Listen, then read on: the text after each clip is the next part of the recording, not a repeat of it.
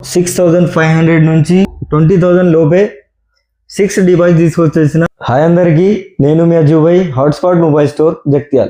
Oppo A78 8GB RAM 128GB కేవలం 6500కి ఉంది. Vivo V25 back door కొంచెం క్రాక్గా ఉంది, పర్ఫెక్ట్ కండిషన్లో ఉంది. 8GB RAM 128GB in display finger print ఉంది.